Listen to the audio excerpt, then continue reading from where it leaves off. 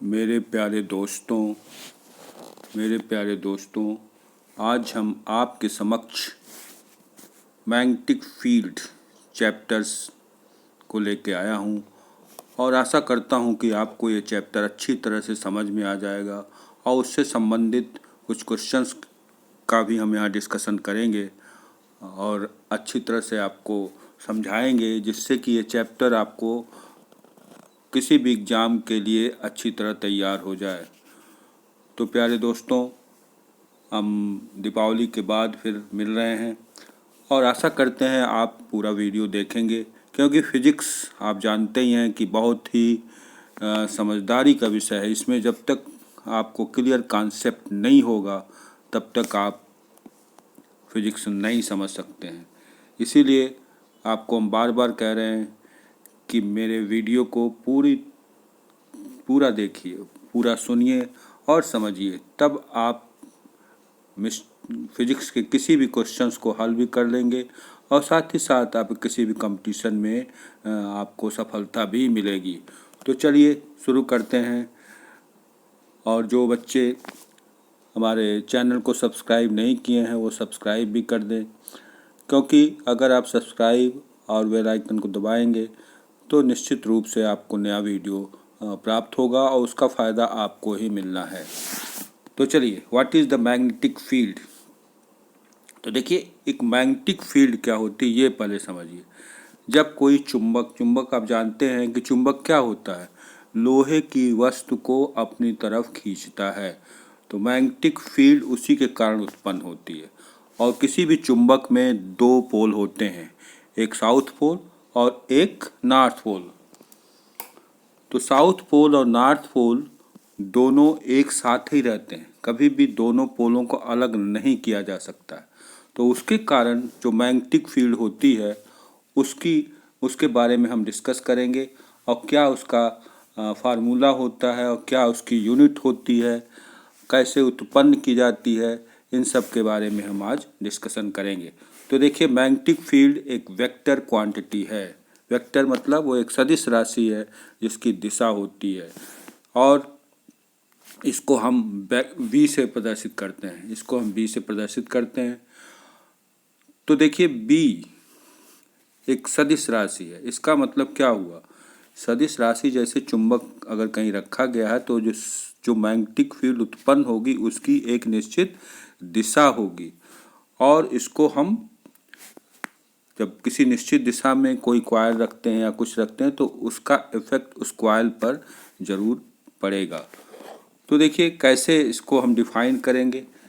तो आप जानते हैं कि इस F जो फोर्स लगता है किसी भी मैग्नेटिक फील्ड में, जब किसी भी कॉइल को या किसी भी वायर को रखते हैं तो एक फोर्स वो हम अनुभव करता है और वो force F is equal to होता है Q V in cross B। अब देखिए यहाँ पर क्या है, Q एक चार्ज है। एक चार्ज पार्टिकल को किसी भी चुंबकीय क्षेत्र B में रखा गया है। चुंबकीय क्षेत्र का मान V है और किस वेलोसिटी से वो चल रहा है, V वेलोसिटी से चल रहा है। तो इस पर एक लॉरेंज फोर्स कार्य करेगा और जिस फोर्स को हम लोग F से प्रदर्शित करेंगे।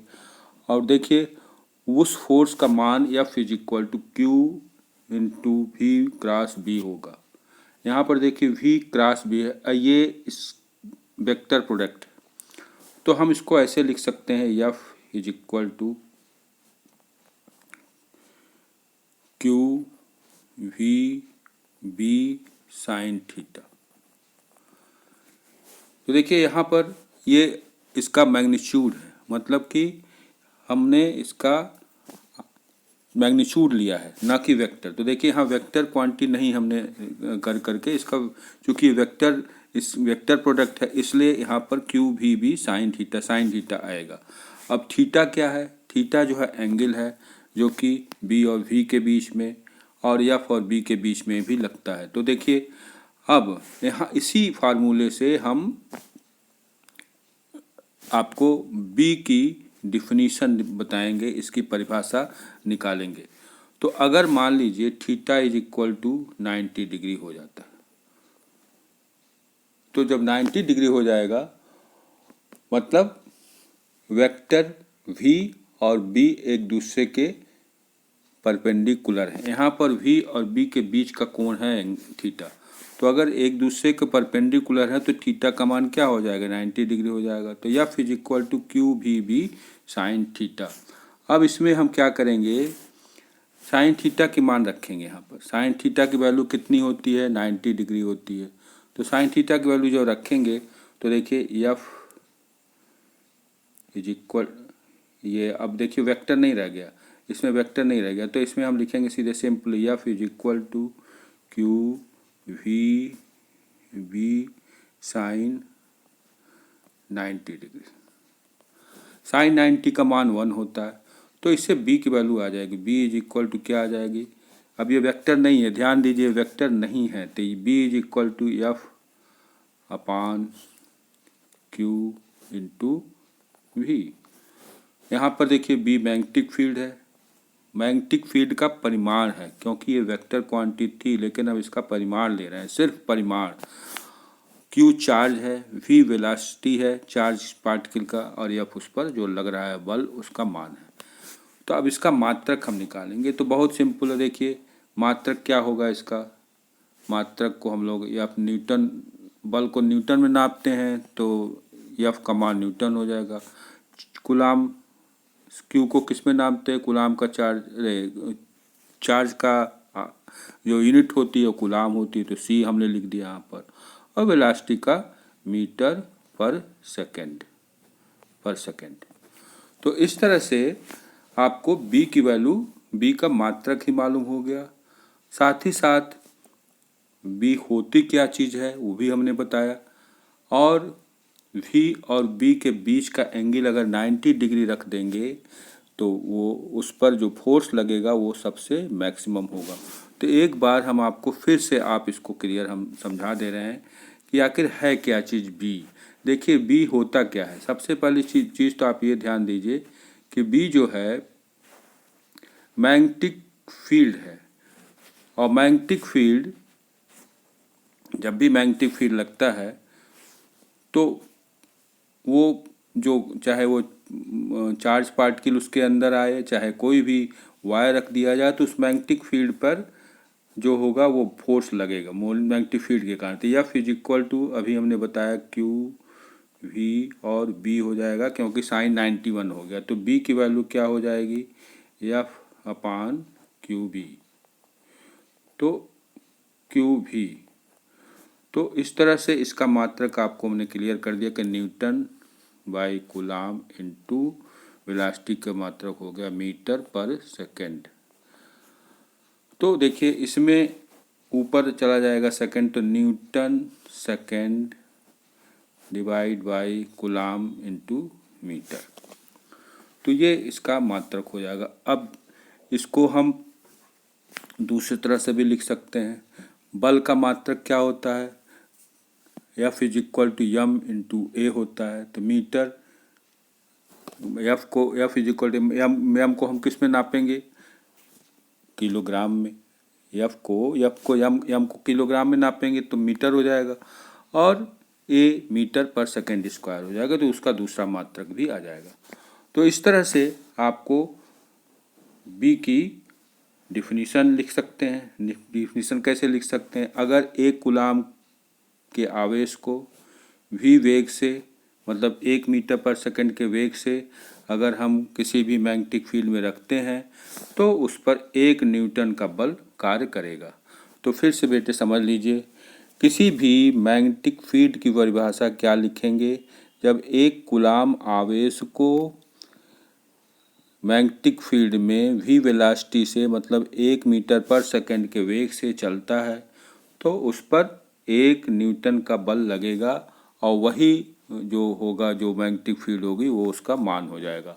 चलिए अब इसका हम आपको मात्रक के साथ साथ अब लॉरेंज फोर्स क्या होता उसकी भी हम एक बात इसके बारे में भी आपको हम बताते हैं। तो देखिए कैसे करेंगे इसको। देखिए लॉरेंज फोर्स क्या होता है, इसको अच्छी तरह से समझ लीजिए, बहुत ही इम्पॉर्टेंट क्वेश्चन है ये कि what is the Lorentz force, Lorentz force. तो देखिए लॉरेंज फोर्स, एक बात ध्यान दीजिए, जब कोई पॉइंट चार्ज पार्टिकल, जब कोई पॉइंट मतलब कोई क्यू आवेश का चार्ज पार्टिकल किसी वी वेलोसिटी से जब चलता है तो उस पर दो बल कार्य करते हैं। एक तो मैग्नेटिक फील्ड के कारण फोर्स लगता है, और दूसरा जो देखिए, एक मैग्नेटिक फील्ड के कारण फोर्स लगता है और दूसरा जो इलेक्ट्रिक फील्ड के कारण फोर्स लगता है। तो देखिए इसमें एफ का मान जो हो जाएगा एफ की वैल्यू जो हो जाएगी, एक तो इलेक्ट्रिक फील्ड के कारण उस पर बल लगेगा, ये Q इंटू ई, ये भी देखिए ई भी वेक्टर क्वांटिटी है, ये अब तो वेक्टर है ही है, plus Q V cross V, अभी हमने बताया। तो ये टोटल फोर्स इस पर लगेगा।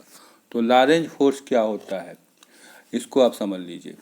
Lorentz force if a particle carrying a charge Q is moving in a space where both an electric field and magnetic field B are present, then the force on the particle will be given by F is equal to QE plus QV cross B। तो ध्यान से फिर से इसको सुन लीजिए ध्यान से। If a particle carrying a charge Q moving in a space where both electric and magnetic field B are present, then the force on a particle will be given by F is equal to QE plus QV cross B। देखिए इसको हिंदी में भी आपको हम समझा दे रहे हैं। जब कोई चार्ज पार्टिकल ऐसे जगह जाता है, ऐसी जगह मूव करता है, ऐसे स्पेस में जहाँ पर इलेक्ट्रिक फील्ड और मैग्नेटिक फील्ड दोनों हैं, तो उस पर एक फोर्स काम करेगा उस पार्टिकल पर, उसकी वैल्यू क्या हो जाएगी, F is equal to Q E plus Q V cross B.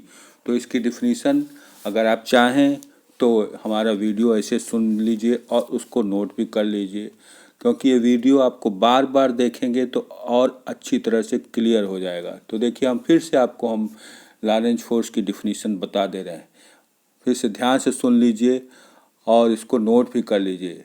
If a particle, suppose that if a particle carrying a charge Q is moving in a space where both an electric field and a magnetic field are present, then the force on the particle will be given by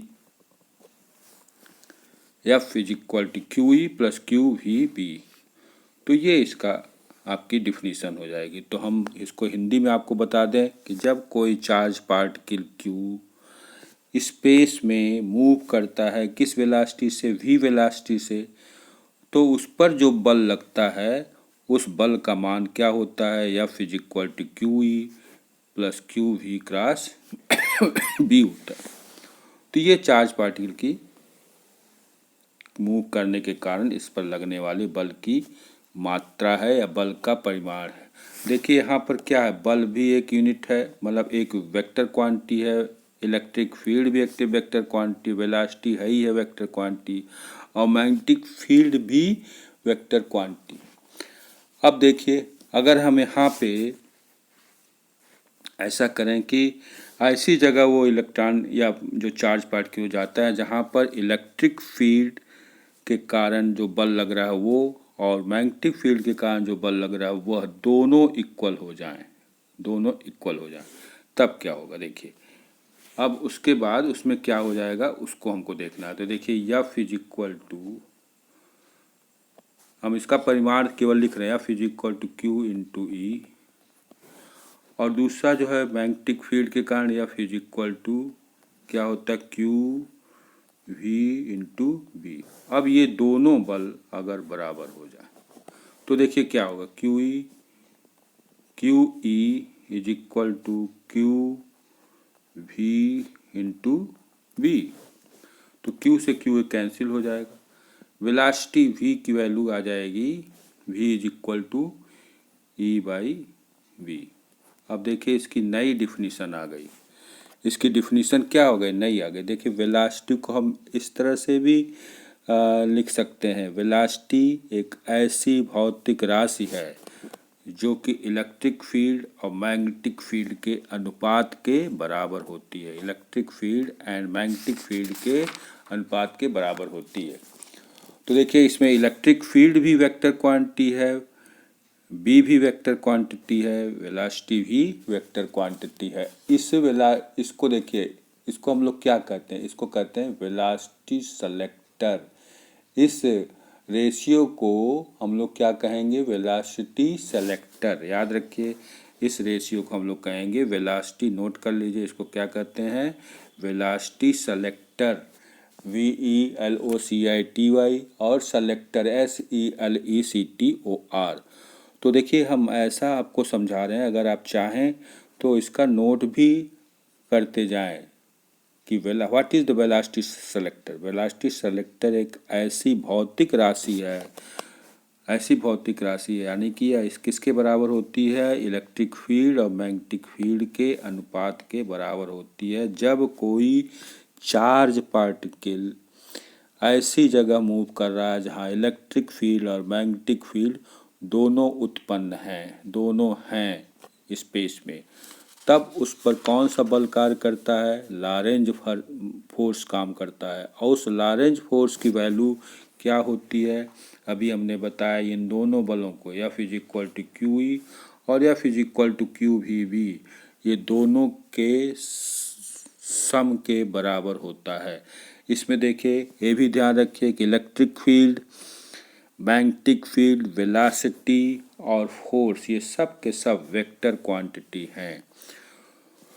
तो प्यारे बच्चों आपको ये चीज़ समझ में आ गई होगी। उसका हम सारांश एक बार फिर से आपको क्लियर कॉन्सेप्ट कर दे रहे हैं कि पहले तो मैग्नेटिक फील्ड क्या होती है, उसके बाद मैग्नेटिक फील्ड के कारण अगर कोई भी चार्ज पार्टिकल उसके पास आता है तो क्या होता है।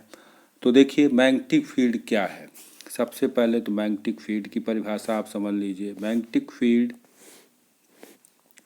जो होती है उसको हम लोग इस फार्मूले से रिप्रेजेंट करते हैं, F vector F is equal to QV cross V, ये होता है।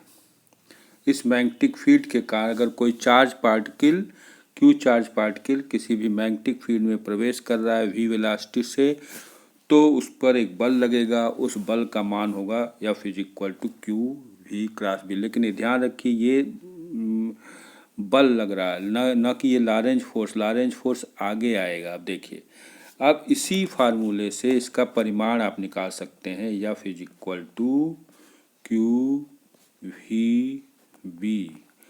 B का मान आप निकाल सकते हैं, B is equal to F upon Q into V, F upon Q into V। इससे आपका मात्रक क्या आ जाएगा, अभी हमने बताया इसका न्यूटन एम्पियर -1 मीटर -1, ये इसका मात्रक आ जाएगा NAM, N A to the power -1 M to the power -1। N क्या है, इसमें न्यूटन है, एम्पियर है ये, और M जो है इसका मीटर है। तो इस तरह से मैग्नेटिक फील्ड की वैल्यू और मात्रा की आ जाएगी। कब, जब कोई भी चार्ज पार्टिकल किसी भी मैग्नेटिक फील्ड में V वेलोसिटी से मूव कर रहा है तो इसका ये आ जाएगा। चलिए अगले टर्म से चलते हैं। अब देखिए अगर कोई चार्ज पार्टिकल, मान लीजिए चार्ज पार्टिकल है, ये V वेलोसिटी से ऐसी जगह जा रहा है जहाँ पर इलेक्ट्रिक फील्ड और मैग्नेटिक फील्ड दोनों हैं, तब यहाँ पर आपको आएगा दोनों इलेक्ट्रिक फील्ड के कारण भी इस पर बल लगेगा और मैग्नेटिक फील्ड के कारण भी बल लगेगा। अब यहाँ लॉरेंज फोर्स आता है, तो Lorentz force is equal to F is equal to Q dot E plus QV cross V।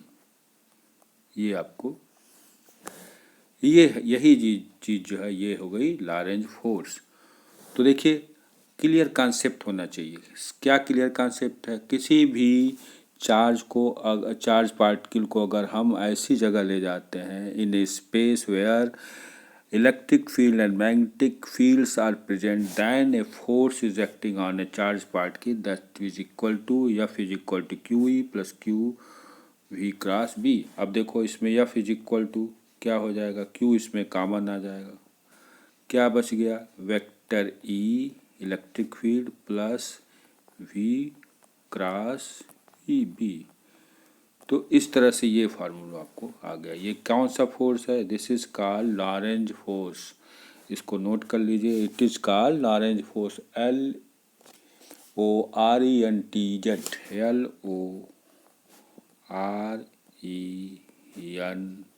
LORENTZ, Lorentz force. Lorentz नाम का साइंटिस्ट है, उसके नाम पर ये वो आपको बल लगा।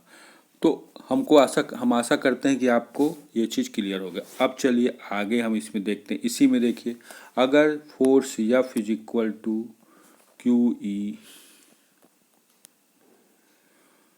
और एफ इज इक्वल टू, देखिए दूसरा फोर्स जो F is equal to Q, ये सब परिमाण हम लिख रहे हैं क्योंकि देखिए वी क्यू वी बी, इन दोनों फोर्स अगर हम इक्वल कर दें, कैसे, F is equal to Q E लिख दीजिए और ये लिख दीजिए क्यू वी और बी। तो देखो इससे क्यू से क्यू कैंसिल हो जाएगा, क्यू से क्यू कैंसिल हो गया, तो वेलोसिटी की एक नई परिभाषा आ गई। देखिए velocity V is equal to E upon B, यानी कि वेलोसिटी जो है, जो चार्ज पार्टिकल वी वेलोसिटी से चल रहा है, वह क्या है, वह एक अनुपात है, किस चीज़ का, इलेक्ट्रिक फील्ड और मैग्नेटिक फील्ड के अनुपात के बराबर होता है। और इस अनुपात को हम क्या कहते हैं, वेलोसिटी सेलेक्टर। इस अनुपात को हम कहते हैं वेलोसिटी सेलेक्टर। ये शब्द आएगा, आप याद रखिए, किसी भी कंपटीशन में ये ज़रूर आना ही आना है। तो देखिए ये चीज़ आपको एकदम क्लियर हो गई, आशा करते हैं आपको एकदम क्लियर हो गई होगी। अब चलिए आते हैं हम, इससे छोटे छोटे क्वेश्चंस क्या होते हैं इसको भी हम आपको डिस्कशन करेंगे, लेकिन इसके पहले हम आपको मैग्नेटिक फ्लक्स की डिफिनीशन बता देते हैं। मैग्नेटिक फ्लक्स क्या होता है, देखिए मैग्नेटिक फ्लक्स क्या होता है, मैग्नेटिक फ्लक्स ये एकदम क्लियर समझ लीजिए, ये भी इसी चैप्टर से संबंधित है और आपको समझ में आना चाहिए कि है क्या चीज़। देखो जैसे कोई पाइप से पानी बहाते हैं ना, तो पाइप से पानी बड़ी तेज़ी से बहता है, उसकी दिशा एक निश्चित होती है। ठीक इसी तरह से मैग्नेटिक लाइंस ऑफ फोर्स होती हैं। मैग्नेटिक लाइंस ऑफ फोर्स को अगर किसी एरिया से गुजर रही हैं तो वहाँ पर मैग्नेटिक फ्लक्स शब्द आएगा। तो मैग्नेटिक फ्लक्स को सबसे पहले तो हम किससे प्रदर्शित करते हैं, फाई से। Phi is equal to B dot A. अभी हमने आपको बताया क्लियर कि मैग्नेटिक फील्ड जो होती है वो वेक्टर क्वांटिटी होती है और यहाँ एरिया जो है ये भी एक वेक्टर क्वांटिटी है। तो ये डॉट प्रोडक्ट है, ध्यान दीजिए ये डॉट प्रोडक्ट है। तो हम फाई को हम लोग देखिए यहाँ पर phi is equal to B dot A, ये डॉट प्रोडक्ट है इसलिए बी क्या हो जाएगा, फाई क्या हो जाएगी, एक स्केलर क्वांटिटी हो जाएगी। तो ध्यान दीजिए यहाँ पर बहुत इंपॉर्टेंट क्वेश्चन है और बहुत इंपॉर्टेंट समझने वाली चीज़ है। देखिए दोनों वेक्टर क्वांटिटी बी और ए दोनों वेक्टर क्वांटिटी, दो वेक्टर क्वांटिटी का गुणनफल क्या आ रहा है, स्केलर आ रहा है। फाई जो है स्केलर है, अदिश राशि है। तो ध्यान दीजिए मैग्नेटिक फ्लक्स एक अदिश राशि है और it is a product of magnetic field and area. अब इसको और अच्छी से समझ लीजिए। देखिए जैसे अभी हमने बताया कि जैसे ये मैग्नेटिक फील्ड लगा हुआ है ऐसे, इसको ध्यान से समझिए। देखिए अगर मैग्नेटिक फील्ड की दिशा ये है, ठीक है, अब इसमें जो है एक आयताकार लूप है, इसमें वो रखते हैं, तो जो कि इसके परपेंडिकुलर है। तो परपेंडिकुलर है इस तरह से, तो इसमें देखिए phi is equal to B A cos theta, तो क्या हो जाए बी ए कास थीटा लिखेंगे, क्योंकि ये डॉट प्रोडक्ट है तो हम यहाँ लिख देंगे phi is equal to B A cos theta. यहाँ कास थीटा की वैल्यू 90 डिग्री है, और कास 90 डिग्री क्या होता है, कास 90 डिग्री 0 होता है। अगर बी और ए एक दूसरे के क्या हैं, परपेंडिकुलर हैं, तो उस समय मैग्नेटिक फ्लक्स का मान क्या हो जाएगा, मैग्नेटिक फ्लक्स का मान क्या हो जाएगा, 0। काश 0 डिग्री 1 होता है, जबकि काश 90 डिग्री क्या होता है, काश 90 डिग्री 0 होता है। तो अगर एक दूसरे के ये परपेंडिकुलर हैं तो मैग्नेटिक फ्लक्स का मान 0 आ जाएगा। तो इस तरह से एक ये फार्मूला आपका आ गया। तो they are link to each other, मतलब क्या हुआ कि एक अगर हम ये सरफेस ले लेते हैं और इस पे जो है ये मैग्नेटिक फील्ड का डायरेक्शन हम दिखा देते हैं, तो इससे गुजरने वाली जितनी भी लाइंस होंगी मैग्नेटिक फील्ड की, इससे जो गुजरेंगी उसका प्रोडक्ट जो हो जाएगा वो आपको मैग्नेटिक फ्लक्स कहलाएगा। और ये जो है कौन सा प्रोडक्ट है, ये डॉट प्रोडक्ट है, इसलिए इसको हम लिखेंगे phi is equal to B dot A. तो देखो स्केलर प्रोडक्ट होने के कारण मैग्नेटिक फ्लक्स जो होगा, ये दोनों स्केलर, ये दोनों प्रोडक्ट जो है इस डॉट प्रोडक्ट है, इसलिए ये स्केलर क्वांटिटी हो जाएगी। इसमें बी और ए दोनों जो है वेक्टर क्वांटिटी।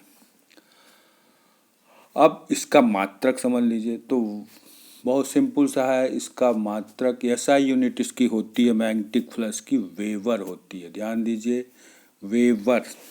तो मैग्नेटिक फ्लक्स की यूनिट, मैग्नेटिक फ्लक्स की यूनिट क्या होती है किसमें, एसआई यूनिट। एसआई यूनिट क्या होती है, ये वेबर होती है, WEBER, वेबर। इसको हम ऐसे भी लिख सकते हैं, देखिए इसको ऐसे भी W कैपिटल लिख दीजिए, स्मॉल v लिख दीजिए, तो ये वेबर इसका मात्रक हो जाएगा किसमें, MKS पद्धति में, मतलब कि SI यूनिट में। तो फ्लक्स का मात्रक क्या होगा, वेबर। और एक वेबर जो होता है 10⁸ मैक्सवेल होता है, मैक्सवेल। देखिए अब यहाँ एक नया शब्द हम ला रहे हैं, एक नया शब्द देखिए इसमें क्या ला रहे हैं, देखिए मैक्सवेल। देखिए अभी हम लिख दिए आपको, one weber is equal to 10⁸ maxwell, MAXWELL, maxwell. अब मैक्सवेल जो शब्द आया ये क्या चीज़ है, ये कौन सी बला है। देखिए हर चीज़ का अलग अलग महत्व होता है। मैक्सवेल जो होता है वो सीजीएस यूनिट में फ्लक्स का मात्रक है। तो ध्यान दीजिए फ्लक्स का मात्रक दो, एक तो एसआई यूनिट और दूसरा जो है सीजीएस, सेंटीमीटर ग्राम सेकेंड पद्धति। एसआई जो होता है इसको हम MKS भी कह सकते हैं, MKS पद्धति में। तो MKS पद्धति में जो फ्लक्स का मात्रक होता है वो क्या होता है, वेबर होता है। जबकि सीजीएस पद्धति में फ्लक्स का मात्रक क्या कहलाता है, मैक्सवेल। और इन दोनों में संबंध, वेबर और मैक्सवेल में संबंध ये है, 1 weber is equal to 10⁸ maxwell. तो आशा करते हैं आप इसको समझ गए होंगे। याद रखिए, फिर से हम इसका सारांश आपको बता देते हैं। एक तो पहला फार्मूला आप जान जाइए, phi, this is called magnetic flux. Phi is equal to B dot A. तो बी को हम लोग इससे देखिए यहाँ पर बी डॉट ए लिख रहे हैं। बी भी वेक्टर क्वांटिटी है और ए भी वेक्टर क्वांटिटी है। अब चूंकि डॉट प्रोडक्ट है इसलिए इसको हम लोग लिख सकते हैं बी ए कास थीटा। अब देखो कास थीटा की वैल्यू अगर 90 डिग्री हो जाएगी या 0 डिग्री, कास 0 डिग्री अगर मान लीजिए यहाँ है, दोनों के बीच की एंगल 0 है। किसके किसके बीच की एंगल? बी और ए के बीच की। तो कास 0 1 होता है, तो ये आ जाएगा बी इंटू ए, ये हो गया। तो इसमें याद रखने की बात क्या है कि दो वेक्टर क्वांटिटी का डॉट प्रोडक्ट एक स्केलर क्वांटिटी के बराबर होती है। स्केलर प्रोडक्ट भी इसको कहते हैं या डॉट प्रोडक्ट कर दीजिए, स्केलर क्वांटिटी के बराबर होती है। अब फाई की वैल्यू फाई का मात्रक देखिए, फाई का मात्रक ध्यान दीजिए से समझिए। देखिए फाई का मात्रक यहाँ हम दिखा रहे हैं एसआई यूनिट और दूसरा सीजीएस सेंटीमीटर ग्राम सेकंड पर देते हैं। एसआई में आपका मात्रक हमने अभी बताया कि इसको वेबर से प्रदर्शित करते हैं, और ये जो होता है मैक्सवेल होता है। इसको हम लोग किससे दिखाते हैं? Maxwell, MAXWELL, maxwell. और इन दोनों में संबंध देखिए, 1 weber is equal to 10⁸ maxwell, ये हो गया। तो एक बार फिर आप इसको क्लियर समझ लीजिए कि है क्या चीज़ और इस कौन सी बला है। देखिए जब कोई भी एरिया में, किसी भी एरिया में, जैसे हमने भी बताया ना कि पाइप में पानी बह रहा है, उसी तरह से अगर magnetic fields, lines of magnetic field किसी एरिया से गुजरती हैं तो फ्लक्स जो होता है मैग्नेटिक फील्ड और एरिया ऑफ क्रॉस सेक्शन या उस एरिया के डॉट प्रोडक्ट के बराबर होता है। इसका मात्रक होता है वेबर, और किसमें? एसआई यूनिट में, जबकि सीजीएस पद्धति में इसका मात्रक मैक्सवेल होता है। तो ये आपको इसका यूनिट हो गई, क्या चीज़ है इसकी डिफिनीशन भी आपको हमने बता दिया। डिफिनीशन क्या है? Magnetic flux is a dot product of magnetic field and area.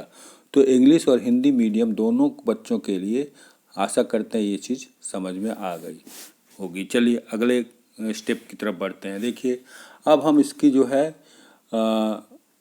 बीमा निकालते हैं। बीमा कैसे निकालेंगे? देखिए डायमेंशन कैसे, phi is equal to B into A होता है। अब बी का हमने अभी बताया कि न्यूटन बाई एम्पियर मीटर, ये होता है इसका मात्रक, इंटू मीटर, एरिया का क्या होता है? मीटर स्क्वायर हो गया। तो ये के मीटर से मीटर कट गया, तो क्या बच गया? Newton metre by amperes. Ampere है ये ध्यान रखिए, एम्पियर है। और ये तो आपको आ गया। अब देखिए न्यूटन को हम लोग F is equal to M into A होता है, तो F is equal to M, M को हम लोग कैपिटल यम से दिखा देंगे, बीमा निकाल रहे हैं यम, और मीटर पर सेकेंड, तो यम को हम लोग न्यूटन, यहाँ पर आप क्लियर, यहाँ से हम आपको और भी क्लियर समझा देते हैं। देखिए ऐसे कर दिए, phi is equal to newton metre by ampere. देखो न्यूटन को हम कैसे लिखेंगे? किलोग्राम, या फिजिकल टू एम, तो किलोग्राम हो गया, metre second to the power -2 into metre है तो मीटर को हम लिख ही दीजिए, मीटर हो गया, और ये जो हो गया एम्पियर हो गया। तो क्या हो जाएगा? किलोग्राम मीटर पर सेकंड। अब इसको बीमा अगर लिखना है तो किलोग्राम को हम कैपिटल एम से दिखाएंगे। ये दोनों मीटर है, मीटर पर सेकंड, ये भी मीटर है और ये भी मीटर है, तो इसको हम क्या लिख देंगे? दोनों मीटर मिला करके एल स्क्वायर हो गया। समय को किससे दिखाते हैं? टी, कैपिटल टी से, तो -2 हो गया। एरिया को, एम्पियर को ए टू द पावर ऊपर लाइए तो -1 हो जाएगा। तो ये इसकी बीमा हो गई। तो क्या हो गई? फ्लक्स की बीमा क्या हो गई? M L square T to the power -2 A to the power -1। तो ये आपको टोटल इसकी बीमा आ गई, मात्रक आ गया। तो हम देखिए सारांश इसका हम एक बार फिर क्लियर आपको बता दें कि फाई को हम लोग कैसे, फाई इज इक्वल टू क्या होता है, बी इंटू ए होता है। बी का मान क्या होता है, मैग्नेटिक फील्ड होती है। ए जो है एरिया होती है।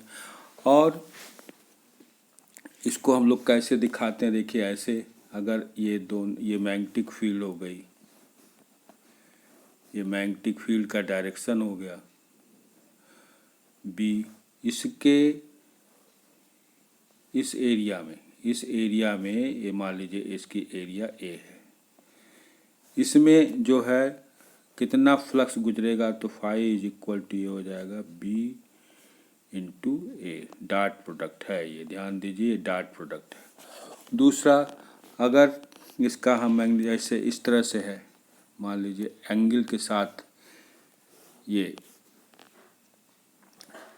मान लीजिए इसकी ए भी वेक्टर है, तो ए की दिशा ये हो गई, बी की दिशा ये हो गई, ये ध्यान दीजिए, ये बी की दिशा हो गई, तो इसके बीच की एंगल थीटा हो गई। तो फाई इज इक्वल टू ये हो जाएगा बी ए कास थीटा। तो इस तरह से आपको दोनों इसमें वेक्टर क्वांटिटी क्या क्या है, बी भी है और ए भी है। वे फ्लक्स को हम लोग किससे प्रदर्शित करेंगे, या इसके क्या मात्रक होगा, इसका वेबर इसको कहेंगे। और सीजीएस पद्धति में इसको हम मैक्सवेल से प्रदर्शित करेंगे। इसकी बीमा कभी हमने आपको बताया, इसकी बीमा जो होगी, डायमेंशन जिसको कहते हैं मैग्नेटिक फ्लक्स की, फाई बी की, ये इसकी बीमा हो जाएगी। अभी हमने निकाला है, आपको क्या निकाला है, M L square T to the power -2 और ए टू द पावर -1। तो देखो बेटे, बीमा को हम बड़े ब्रैकेट में लिखते हैं, ऐसे खाली नहीं छोड़ते। ये बीमीय सूत्र हो गया, ये सूत्र है, बीमीय सूत्र हो गया। लेकिन इसकी डायमेंशंस क्या हो जाएंगी, ये ऐसे लिखेंगे 1,-2 -2 और -1, ये है इसका डायमेंशन। और बीमीय सूत्र ये है, जिसको हम बड़े ब्रैकेट में इस तरह से लिखते हैं। तो ये आपकी कंप्लीट इसकी थ्योरी आ गई। अब ध्यान दीजिए कि अगर मान लीजिए, यहाँ तो हमने आयताकार लूप लिया था अगर कोई भी इंटीग्रेशन के रूप में अगर लिखना चाहें, जैसे इस तरह से देखो, मान लो ये मैग्नेटिक फील्ड है, ऐसे इस तरह से ये मैग्नेटिक फील्ड है का डायरेक्शन है, और इसमें ऐसे कोई भी इस तरह से कोई भी एरिया है, तो इसमें छोटी सी एरिया अगर हम ले लें, एकदम छोटी सी एरिया, मान लीजिए इसकी एरिया हो गई डी ए, ठीक। तो इंटीग्रेशन के रूप में ऐसे लिख सकते, phi B is equal to total B dot D A, ये हो जाएगा। तो इसमें फ़र्क क्या है, देखिए फ़र्क ये है कि अगर मान लीजिए कोई भी ऐसा लूप है जिसका कोई निश्चित फॉर्म नहीं है, स्मॉल एरिया, बहुत छोटी एरिया है, उसमें से कितना मैग्नेटिक लाइंस ऑफ फोर्स गुजर रही हैं, उसकी वैल्यू इस फार्मूले से निकालेंगे उस छोटे से लूप के लिए। तो फिर से आप देख लीजिए, इसमें इसको हम कैसे लिखेंगे, phi B is equal to, integration का साइन यहाँ लगाएंगे और पूरी एरिया के लिए नीचे ए लिखेंगे, बी डॉट डी ए। ये आपको किसी भी छोटे एलिमेंट डी ए, जिसकी एरिया डी ए है, स्मॉल, उसके लिए हम ये फार्मूला लगाएंगे। ये इंटीग्रेशन, मतलब अब इसको हम पूरे एरिया के लिए लिख देंगे, तो वही जो फार्मूला आया, phi is equal to B into A हो जाएगा, बी डॉट ए। तो इस तरह से डिफरेंट टाइप के आपके फार्मूले लिखे जाते हैं। साथ ही साथ आपको क्लियर कॉन्सेप्ट भी होना चाहिए कि आप इसमें क्या चीज़, नई चीज़ें हैं। देखिए नई चीज़ें क्या हैं, कोई नई चीज़ें नहीं होती, बस जो आप छोटे क्लासों में पढ़ के आते हैं उसी का विस्तृत रूप होता है। अब इसमें आप देखिए अगर कैसे क्वेश्चन आते हैं। देखिए जैसे मान लीजिए ये कोई चुंबक, ये कोई चुंबक है, ठीक है। इसमें दो पोल होंगे, एक नॉर्थ पोल होगा और एक ये साउथ पोल होगा। तो ध्यान दीजिए जब भी चुंबकीय बल रेखाएं निकलती है तो नॉर्थ पोल से निकलती है, नॉर्थ पोल से होती हुई साउथ पोल से गुजरती, तो उसकी दिशा हमेशा नॉर्थ पोल से साउथ पोल की तरफ होती है। और कोई भी देखिए मैं जो भी ये चुंबकीय बल रेखाएं होती हैं वो कभी एक दूसरे को काटती नहीं है। तो याद रखिए इसमें जो है किसी भी चुंबक में दो पोल होते हैं, एक नॉर्थ पोल होता है और एक साउथ पोल होता है, और दोनों पोल को हम कभी भी अलग नहीं कर सकते हैं। ये ध्यान रखिए, कोई भी अगर अब इसी पर देखिए क्वेश्चन हम आपको बताने जा रहे हैं।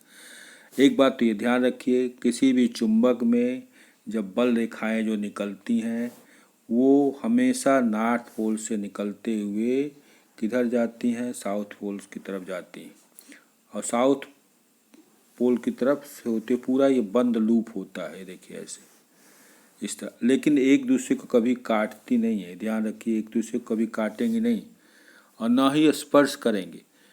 अब चूंकि इसको हम हाथ से ऐसे दिखा रहे हैं इसलिए ऐसा लग रहा है, लेकिन ये कभी भी स्पर्श नहीं करेंगे। अब देखिए इसी में हम एक चीज़ और आपको क्लियर समझा दें। देखिए मान लीजिए बहुत अच्छा क्वेश्चन है, देखिए ये और कंपटीशन में आया भी है ये मान लीजिए ये चुंबक, इसका एक पोल नॉर्थ पोल ये हो गया, ठीक,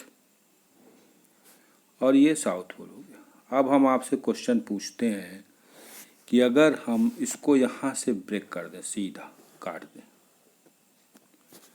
तो क्या इफेक्ट पड़ेगा? क्या ये दोनों पोल अलग हो जाएंगे या मतलब इस पूरे चुंबक पर क्या प्रभाव पड़ेगा, ये बात आपको समझना। तो देखिए इससे संबंधित क्वेश्चन हम आपको बताने जा रहे हैं, आप इसको ज़रा ध्यान से समझिएगा क्योंकि ये क्वेश्चन इतना इम्पॉर्टेंट है कि अक्सर ये क्वेश्चंस पूछे जाते हैं हर एग्ज़ाम में, चाहे वो कंपटीशन में हो चाहे किसी में हो, इस टाइप के क्वेश्चन। तो देखिए क्या क्वेश्चन, देखिए what happens if a bar magnet is cut into two piece. ये वार मैग्नेट, इसको क्या कहते हैं, वार मैग्नेट।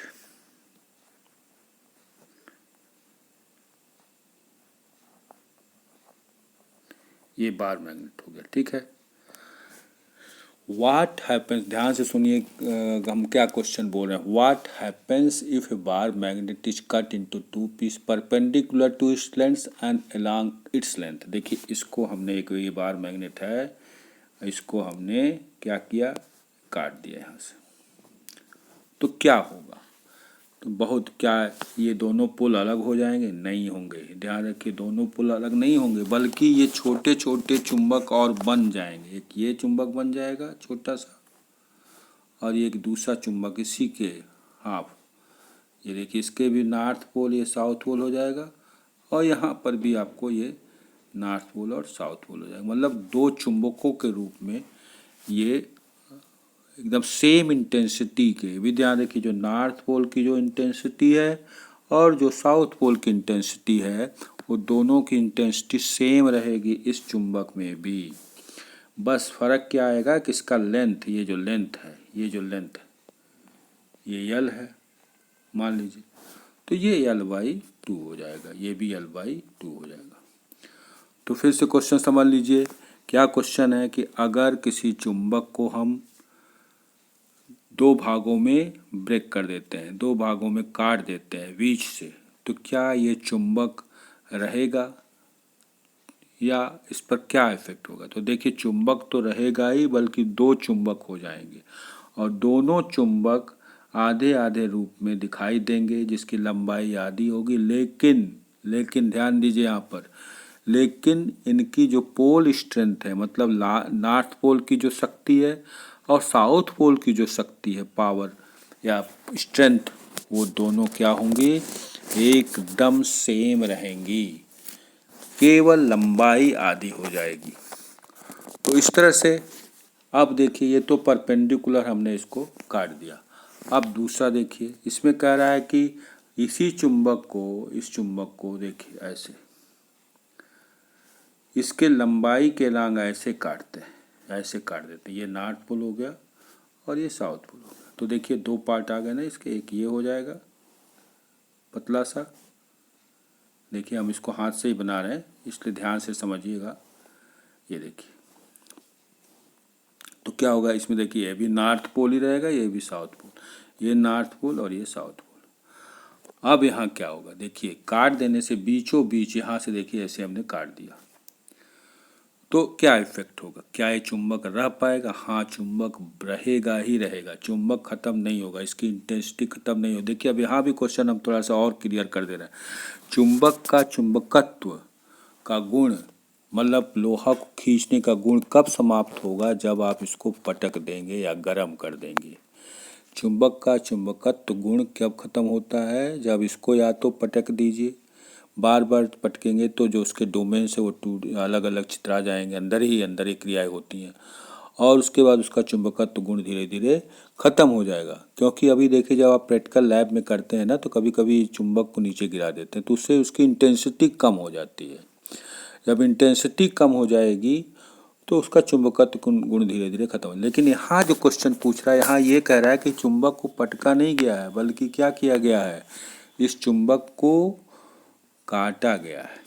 एक तो ऐसे काटा गया है और दूसरा इस तरह से काटा गया, मतलब परपेंडिकुलर, और एक जो लंबाई के अनुदिश, एक बार लंबाई के परपेंडिकुलर काटा गया और दूसरा जो है लंबाई के अनुदिश काटा गया। तो जब लंबाई के अनुदिश, सेकेंड केस में जब लंबाई के अनुदिश काटा गया है, तब क्या इफेक्ट हो, देखिए होगा क्या, लंबाई तो उसकी वही रहेगी, क्योंकि लंबाई के अनुदिश काटा गया तो इसकी लंबाई L है, तो लंबाई में कोई परिवर्तन नहीं होगा।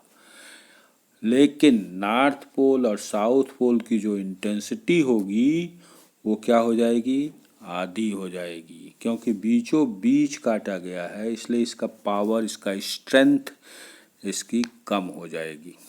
तो देखिए कितना अच्छा क्वेश्चन है। तो फिर से आप समझ लीजिए ये क्वेश्चन किस टाइप का है। एक मैग्नेटिक बार लिया गया, मतलब कि what happens if a bar magnet is cut into two pieces? First case perpendicular to its length and second case along its length. एक बार इसके परपेंडिकुलर काटा गया एक चुंबक को, और दूसरा इसकी लंबाई के अनुदिश काटा गया। तो दोनों स्थितियां हमने आपको बता दी। जब हम परपेंडिकुलर काटेंगे तो उसकी लंबाई तो आधी हो जाएगी, लेकिन पोल स्ट्रेंथ, मतलब नॉर्थ पोल और साउथ पोल की स्ट्रेंथ एकदम नहीं बदलेगी, बल्कि दो चुंबक की तरह व्यवहार करेगा।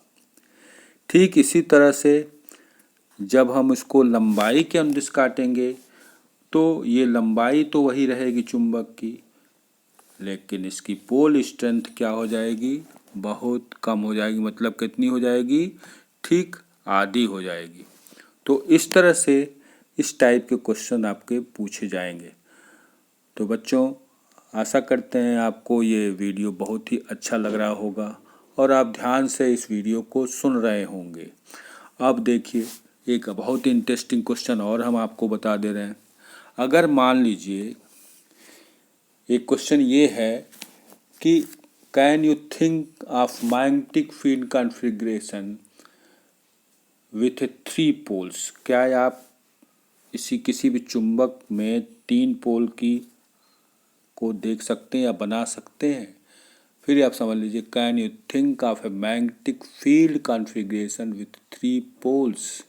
मैग्नेटिक फील्ड का जो कॉन्फ़िगरेशन है वो 3 पोल्स के रूप में हो सकता है, ज़रूर हो सकता है। देखिए इसका आंसर क्या होगा। क्या आप इसमें 3 पोल, इस चुंबक में 3 पोल आप ला सकते हैं? ला सकते हैं। देखिए कैसे, देखिए क्या करना है इसमें। इस चुंबक को आप 2 भागों में ब्रेक कर दीजिए। एक ये हो गया, एक ये चुंबक हो गया और दूसरा जो है ये हो गया, उसी के देखिए आधे आधे लेंथ अभी जो बताया।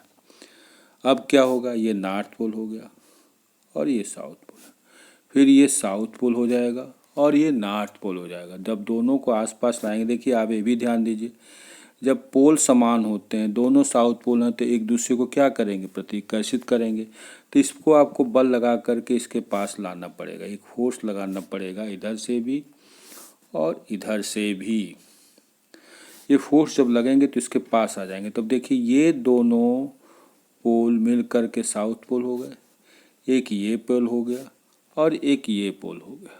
तो इस तरह से जब हम किसी चुंबक में अगर हम उसको दो बार मैग्नेट के रूप में हम उसको तोड़ते हैं या काट देते हैं, तो ये सिस्टम भी तीन पोल की तरह काम करने लगता है।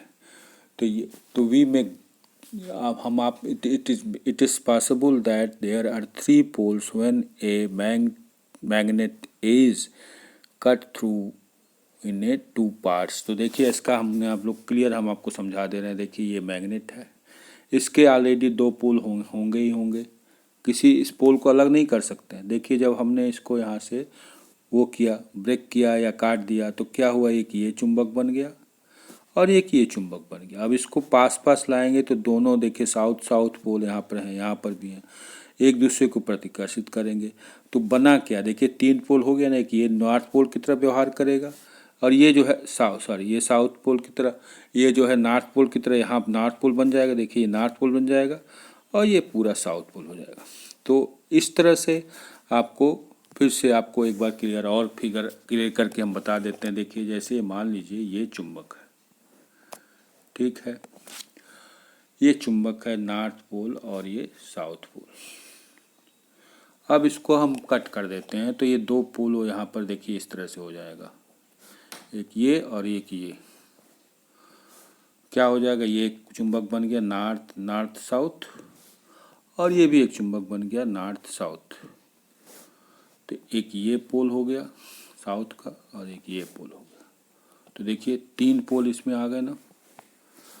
तो ये संभावना है, ये होगा, संभावना नहीं है, ऐसा संभव है कि हम अगर किसी भी चुंबक के दो चुंबकों को सटा दें तो एक साउथ पोल मिल करके एक साउथ पोल का काम करेंगे और दूसरा जो है नॉर्थ पोल का काम करेंगे। तो इसमें एक 1, 2 और 3 पोल की तरह यह व्यवहार करेगा।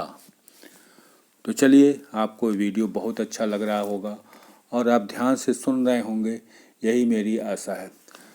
तो देखिए अगले वीडियो में हम फिर इस चैप्टर के और बाकी जो इसके पार्ट्स हैं उसको हम समझाएंगे। और साथ ही साथ आपको ये भी ध्यान देना है कि अगर चैप्टर समझ में आ रहा है तो बहुत अच्छी बात है, अगर नहीं जहाँ भी समझ में आता तो उसे कमेंट बॉक्स में ज़रूर लिखिए, अपनी परेशानी बताइए, उसको हम दूर ज़रूर करेंगे।